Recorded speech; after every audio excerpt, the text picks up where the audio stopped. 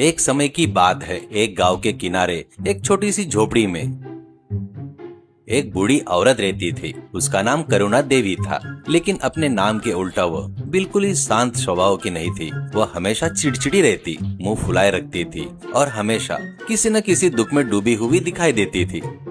यही वजह थी कि गांव के सभी लोग उसे दुखियारी कहकर पुकारते थे। गांव वाले के बीच में गहरी अफवाह भी फैली हुई थी। लोग मानते थे कि करुणा देवी को टोना टोटका और तंत्र मंत्र आता है।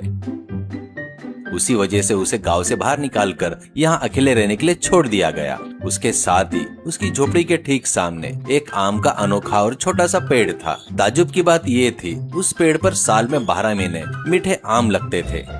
गांव के लोग उस पेड़ को देखकर आपस में बात किया करते। देखा राम सिंह, उस बुढ़िया ने मंत्रों के जादू के कारण से उस आम के पेड़ पर गर्मी हो या बरसात हो, बिना किसी फर्क के हमेशा आम आते हैं।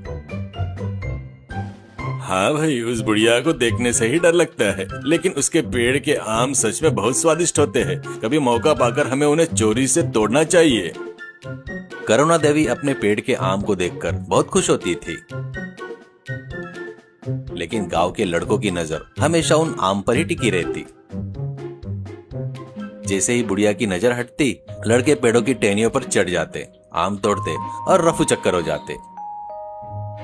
सिर्फ लड़के ही नहीं, कौवे और दूसरे पक्षी भी आम को कुतर कुतर कर खराब कर देते। आए दिन बढ़ती इस चोरी से करुणा देवी पूरी तरह तंग आ चुकी थी।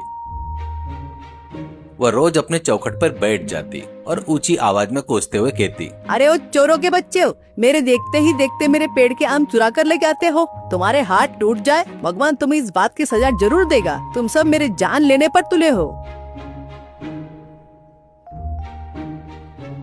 इस तरह एक दिन दोपहर के समय में एक बूढ़ा सिद्ध साधु ने करुणा देवी की झोपड़ी का दरवाजा खटखटाया।